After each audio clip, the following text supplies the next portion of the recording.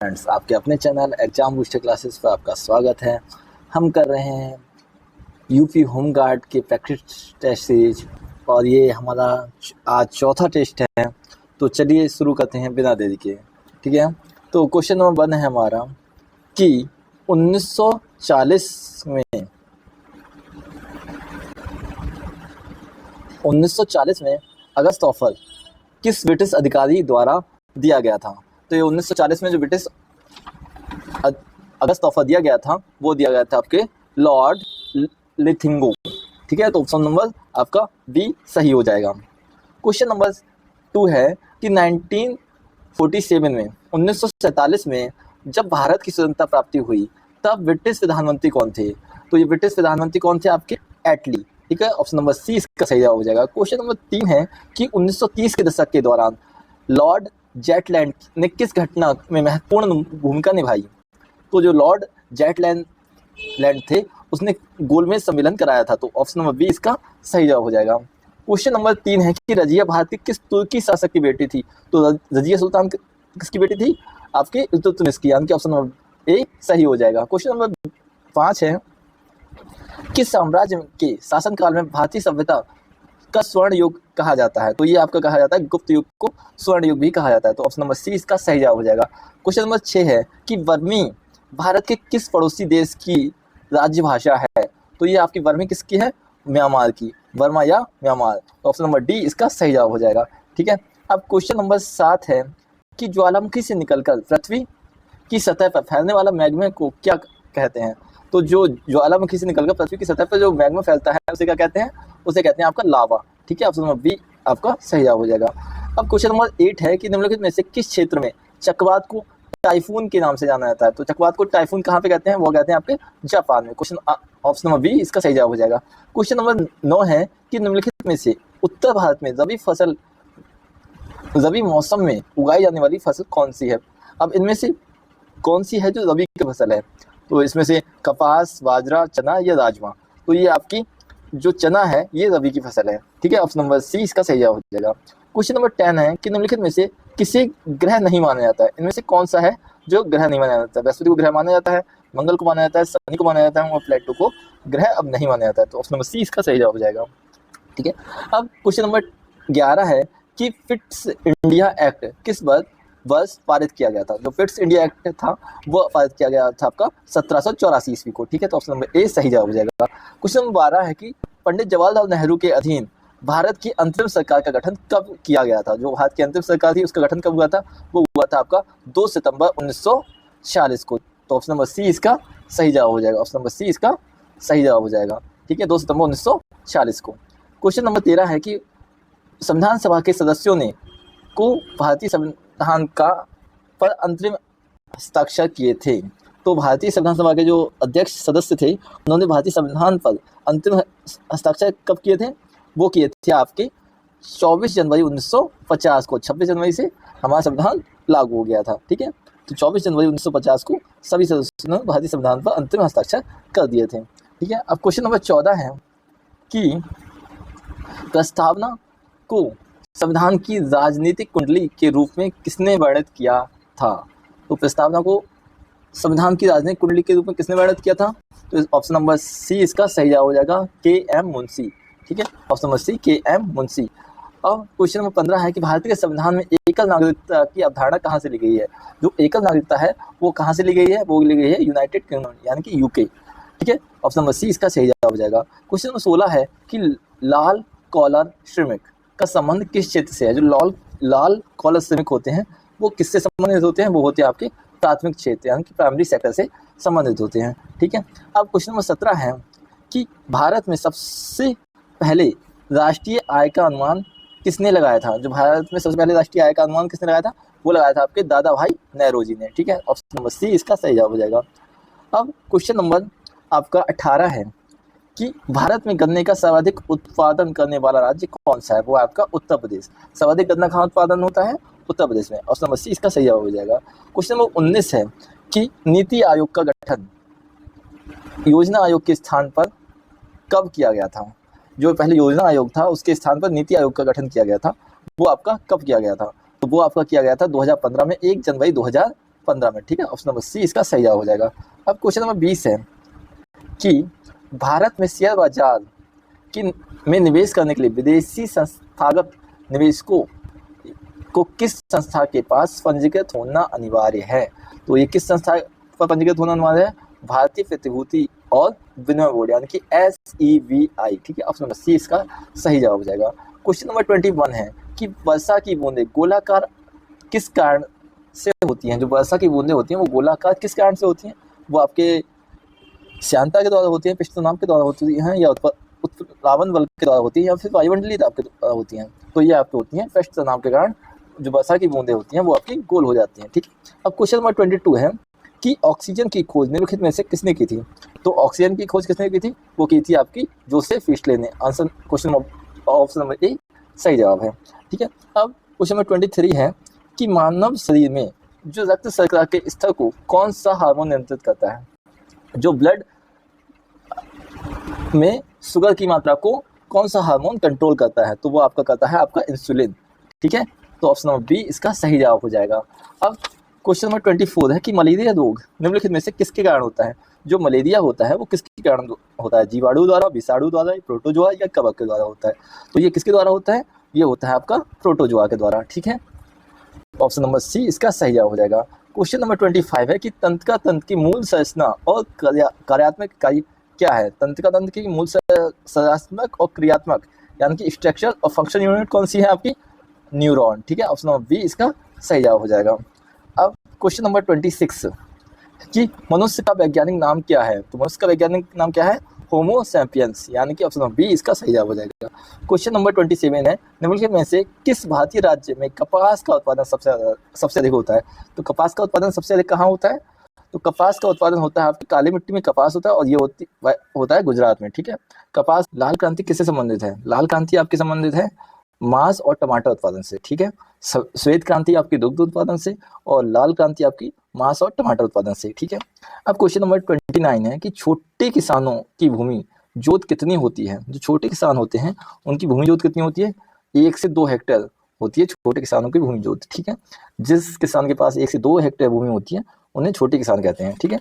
अब question number 30 है कि किसी यांत्रिकीकरण का मुख्य प्रमुख उद्देश्य क्या है? जो किसी का यांत्रिकीकरण है उसका मुख्य उद्देश्य क्या है? तो उसका मुख्य उद्देश्य है उत्पादन बढ़ाना, ठीक है। ऑप्शन नंबर सी इसका सही जवाब हो जाएगा। क्वेश्चन नंबर 31 है कि अंतर्राष्ट्रीय व्यापार किसके मध्य होता है? जो अंतर्राष्ट्रीय व्यापार होता है वो किसके मध्य होता है? तो वो होता है आपके 2 देशों के मध्य जो व्यापार होता है उसे कहते हैं अंतर्राष्ट्रीय व्यापार, ठीक है। अब क्वेश्चन नंबर 32 है कि चेक किससे संबंधित है? चेक क्या है? तो चेक किससे संबंधित है? आपका चेक है आपका बैंकिंग से संबंधित, ठीक है। अब क्वेश्चन नंबर 33 है कि भंडारण का मुख्य लाभ क्या है? किसी चीज का भंडारण का मुख्य लाभ क्या है? तो इसका मुख्य लाभ क्या है? आपका मुख्य लाभ है कि वस्तुओं की सुरक्षा करना। वस्तुएं आपकी सड़े गले नहीं, उसके लिए एक उचित भंडारण ग्रहण होता है, वहाँ पे आराम से स्टोर कर देते हैं सब चीज़ों को, ठीक है। अब क्वेश्चन नंबर 34 है कि बीमा का मुख्य उद्देश्य क्या है? इंश्योरेंस का मुख्य उद्देश्य क्या होता है? इंश्योरेंस का मुख्य उद्देश्य होता है जोखिम से आर्थिक सुरक्षा प्रदान करना, ठीक है। अब क्वेश्चन नंबर 35 है कि UNEP का मुख्यालय कहाँ है? तो ये क्वेश्चन नंबर 35 का UNEP का मुख्यालय कहाँ है? आपका नैरोबी, ठीक है। ऑप्शन नंबर सी इसका सही जवाब हो जाएगा। UNEP का मुख्यालय कहाँ है? नैरोबी। क्वेश्चन नंबर 36 है कि पेरिस समझौता 2015 किससे संबंधित है? जो पेरिस में समझौता हुआ था 2015 में वो किससे संबंधित है? वो है आपका जलवायु परिवर्तन से, ठीक है।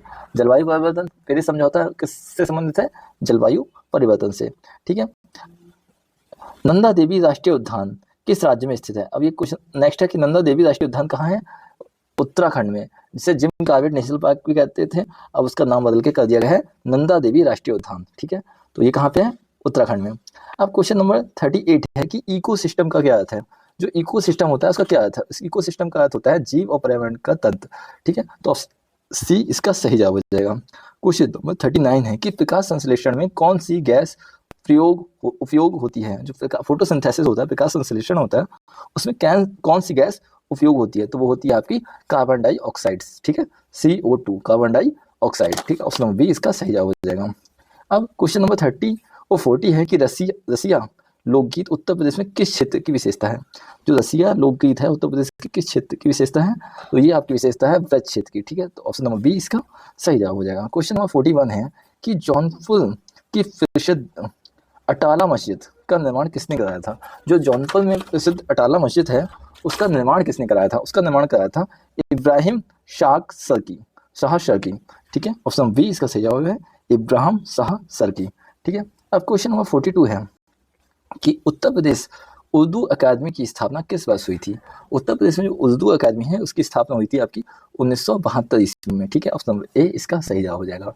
अब क्वेश्चन नंबर 42 है कि 43 क्वेश्चन नंबर 43 है कि प्रसिद्ध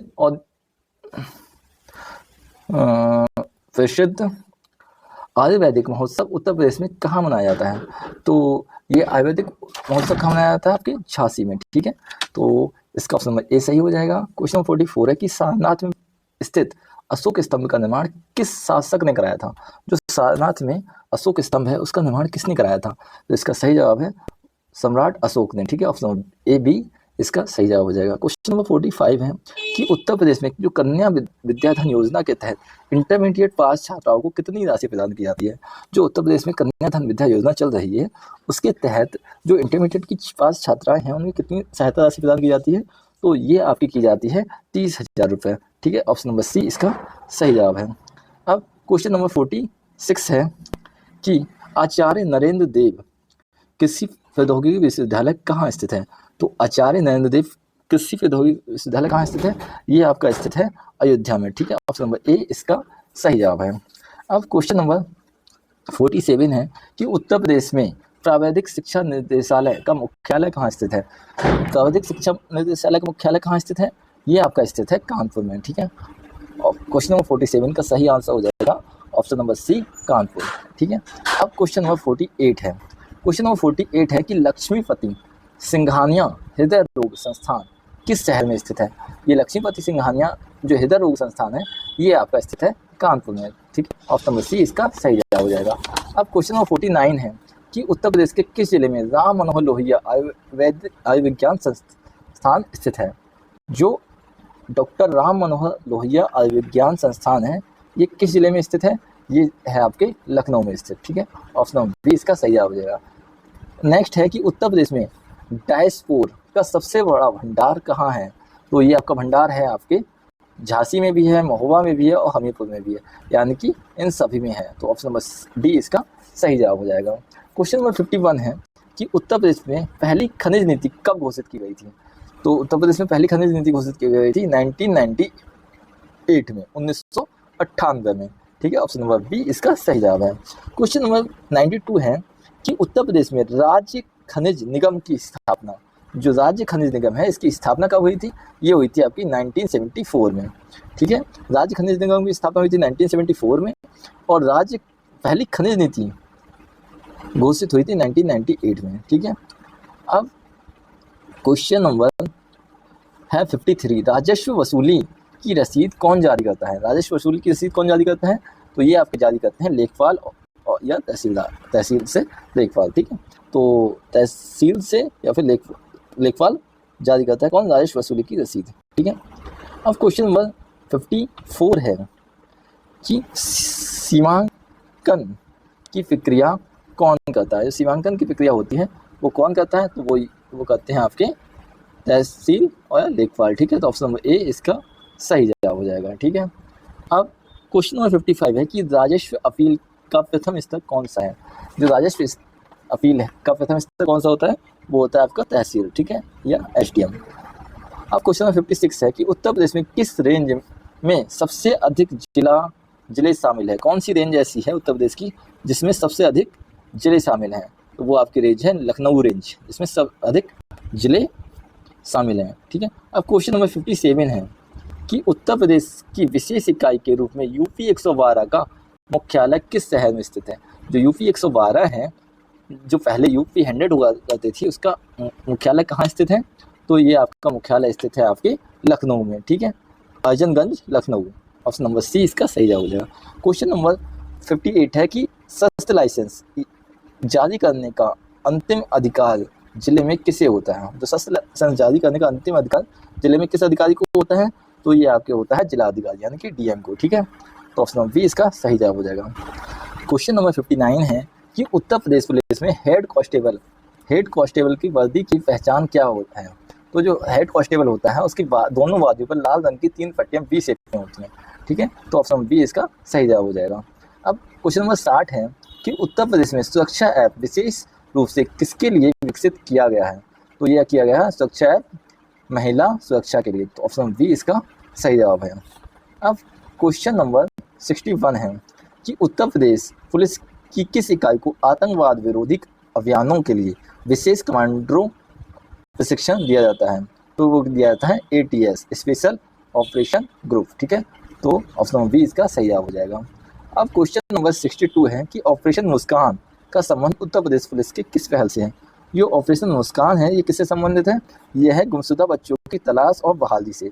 ठीक है, तो ऑप्शन बी इसका सही जवाब हो जाएगा। क्वेश्चन नंबर 63 है कि उत्तर प्रदेश पुलिस में अपर पुलिस महानिदेशक यानी कि ADG के पद का रैंक चिन्ह ए क्या होता है? जो ADG होता है उसके पद का रैंक चिन्ह क्या होता है? तो वो होता है अशोक स्तंभ, उसके कंधे पर अशोक स्तंभ और तलवार डंडा होता है। ठीक है, तो ये आपका ऑप्शन बी इसका सही जवाब हो जाएगा।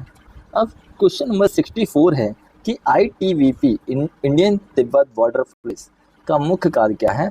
तो ये है भारत और तिब्बत यानी कि चाइना बॉर्डर पर सुरक्षा करना यानी कि हिमालयी सीमाओं की सुरक्षा करना। ठीक है, ऑप्शन नंबर बी इसका सही जवाब हो जाएगा। क्वेश्चन नंबर 65 है कि भारत में चुनाव के समय सुरक्षा व्यवस्था कौन संभालता है? जो भारत में चुनाव होते हैं उस समय सुरक्षा व्यवस्था कौन संभालता है? वो संभालते हैं आपके अर्धसैनिक बल। ठीक है, तो ऑप्शन बी इसका सही जवाब हो जाएगा। अब क्वेश्चन नंबर 66 है कि निम्नलिखित में से कौन सा आंतरिक सुरक्षा का खतरा नहीं है? तो आतंकवाद है, नक्सलवाद है, सांप्रदायिक दंगे हैं, मगर खेल प्रतियोगिता कोई सा खतरा नहीं है। तो ऑप्शन नंबर डी इसका सही जवाब हो जाएगा। क्वेश्चन नंबर 67 है कि स्व प्रेरणा की जांच शुरू करने की शक्ति का क्या अर्थ है? तो इसका अर्थ है कि स्व प्रेरणा अपने आप से प्रेरणा से जांच शुरू करने की शक्ति का क्या अर्थ है? तो ये बिना किसी शिकायत के मीडिया रिपोर्ट और समाचार के आधार पर जांच करना। ठीक है, तो ऑप्शन बी इसका सही जवाब हो जाएगा। अब क्वेश्चन नंबर 68 है कि मानवाधिकार संरक्षण अधिनियम के अनुसार सशस्त्र बल की परिभाषा में कौन शामिल नहीं है? जो सशस्त्र बल हम कहते हैं उसमें कौन शामिल नहीं है? देखो आपका थल सेना तो है, नौसेना है, वायुसेना है, मगर राज्य पुलिस बल नहीं है। तो ऑप्शन नंबर सी इसका सही जवाब हो जाएगा। ठीक है, अब नेक्स्ट है कि राष्ट्रीय मानवाधिकार आयोग के सदस्यों की न्यूनतम आयु कितनी होनी चाहिए?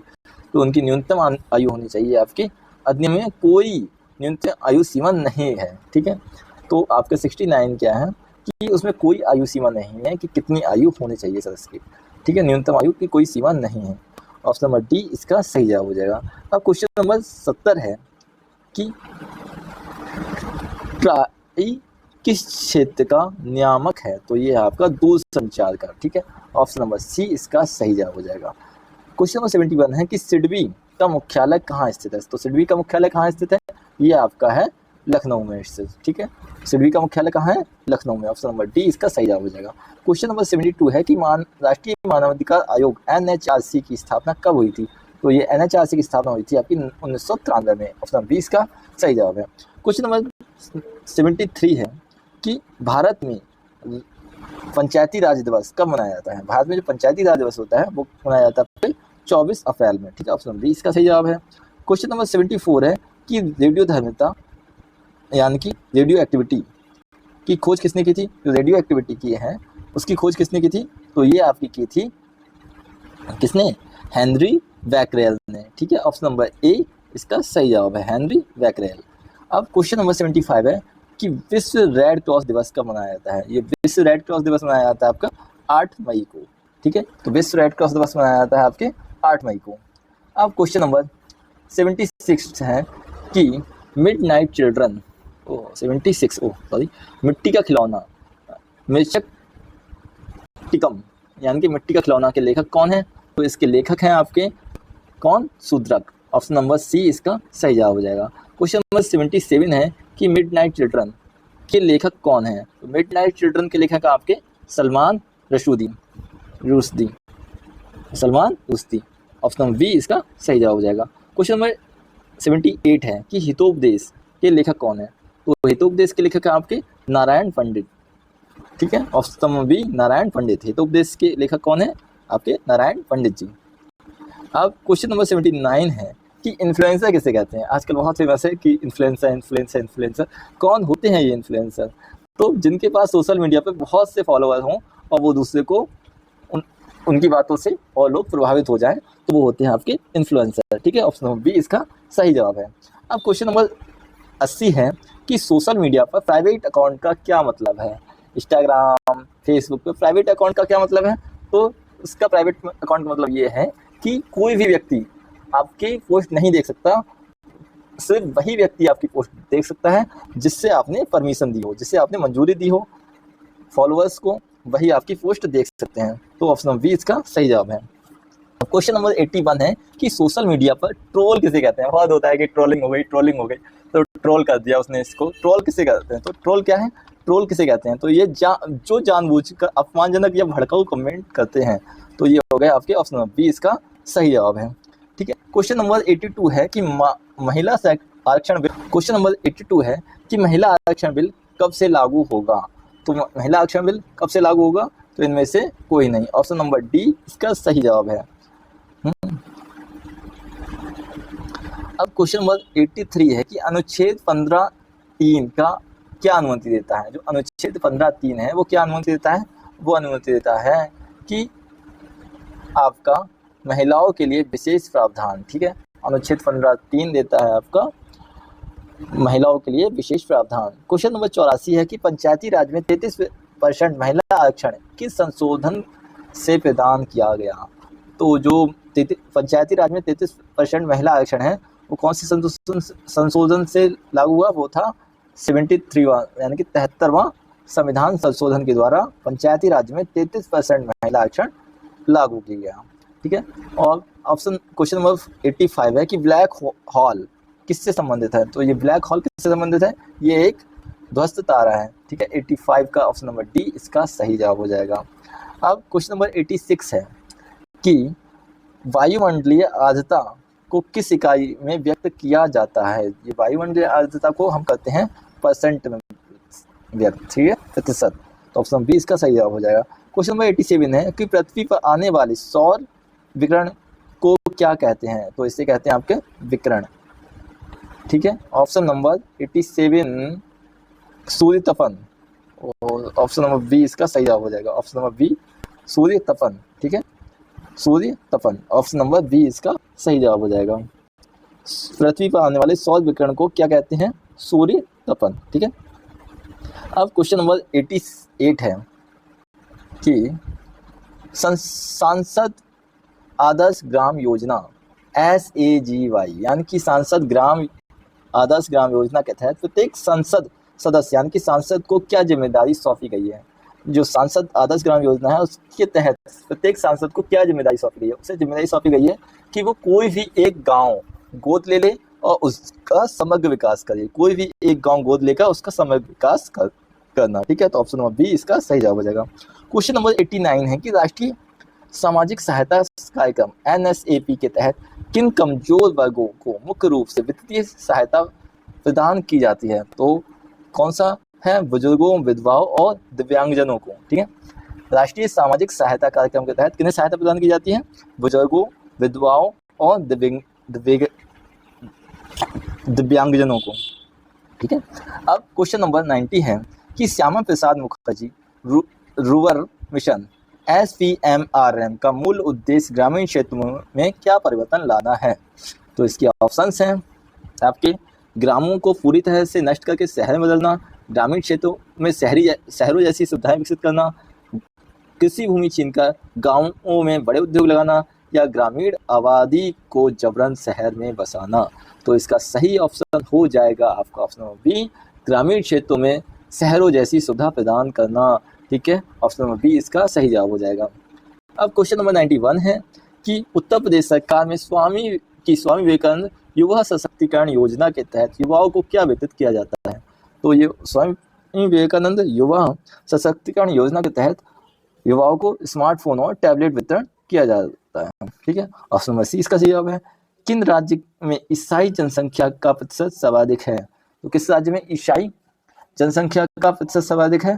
तो ये आपके नागालैंड में। ठीक है, ऑप्शन नंबर सी इसका सही जवाब है। अब क्वेश्चन नंबर 93 है कि 2011 में भारत की दशकीय जनसंख्या वृद्धि क्या थी? तो दशकीय जनसंख्या वृद्धि थी आपकी 17.7%। ठीक है, ऑप्शन नंबर ए इसका सही जवाब हो जाएगा। क्वेश्चन नंबर 94 है कि भारत का वह एकमात्र राज्य कौन सा है जहां जनसंख्या वृद्धि दर ऋणात्मक रही? तो ऋणात्मक कौन से आपके राज्य में रही थी? तो ये आपके राज्य में रही थी नागालैंड में। ठीक है, ऑप्शन नंबर बी इसका सही जवाब है। अब क्वेश्चन नंबर 95 है कि सर्वाधिक जनसंख्या वाला केंद्र शासित प्रदेश कौन सा है? तो सर्वाधिक जनसंख्या वाला केंद्र शासित प्रदेश आपका राजधानी। ठीक है, हमारी कैपिटल राजधानी। अब क्वेश्चन नंबर 96 है कि पुल शॉट किस खेल का प्रसिद्ध शॉट है? तो पुल शॉट किसका है? आपका क्रिकेट का, जो रोहित शर्मा बहुत अच्छे से लगाते हैं। ऑप्शन नंबर सी इसका सही जवाब होगा। पुल शॉट किससे संबंधित है? क्रिकेट से। क्वेश्चन नंबर 97 है कि विश्व का सबसे लोकप्रिय खेल कौन सा है? तो विश्व का सबसे लोकप्रिय खेल है आपका फुटबॉल। इससे कौन कौन से खिलाड़ी संबंधित हैं? Ronaldo, Lionel Messi. ठीक है, तो अब क्वेश्चन नंबर नेक्स्ट है कि बुल्सआई शब्द किस खेल से संबंधित है? यानी कि बुल्सआई, बड़ी बड़ी आंखें, किस खेल से संबंधित है? तो क्वेश्चन से ही आंसर निकालने की कोशिश कीजिएगा। तो ये है आपके निशानेबाजी से। ठीक है, ऑप्शन नंबर ए इसका सही जवाब हो जाएगा। क्वेश्चन नंबर 99 है कि मेजर ध्यानचंद का जन्मदिन भारत में किस रूप में मनाया जाता है? तो मेजर ध्यानचंद कौन थे? खिलाड़ी थे। तो आपके खेल से ही संबंधित होगा। तो ऑप्शन नंबर बी इसका सही जवाब हो जाएगा, राष्ट्रीय खेल दिवस। ठीक है, ऑप्शन नंबर बी इसका सही जवाब है। क्वेश्चन नंबर 100 है, लास्ट क्वेश्चन है कि पेनाल्टी कॉर्नर किस खेल से संबंधित है? तो पेनाल्टी कॉर्नर किस में ली जाती है? पेनाल्टी कॉर्नर किस में होता है? हॉकी में। ठीक है, तो ऑप्शन बी इसका सही जवाब है। आप ये कोशिश कीजिएगा, क्वेश्चन को बहुत ध्यान से पढ़िए और क्वेश्चन से ही आंसर निकालने की कोशिश कीजिए। लगभग 20 से 25 क्वेश्चन ऐसे होंगे जो आप क्वेश्चन को ध्यान से पढ़ेंगे तो आप लगभग 70% उसे सॉल्व कर लेंगे। ठीक है, तो आप क्वेश्चन को अच्छे से समझिए, फिर उस ऑप्शन को बहुत टाइम लेके आराम से समझिए, क्योंकि इस पेपर में टाइम बहुत है और आराम से पेपर सॉल्व हो जाएगा। तो आराम से टाइम लीजिए, अच्छे से समझिए, फिर क्वेश्चन फिर टिक कीजिए। ठीक है, तो ये हमारा प्रैक्टिस सेट 4 कंप्लीट हुआ। तो चलिए आप अपनी प्रैक्टिस करते रहिए, मात्र 2 दिन बचे हैं आपकी तैयारी के लिए। ठीक है, और ऑल द बेस्ट आप सभी के लिए, तैयारी करते रहिए। Thank you so much.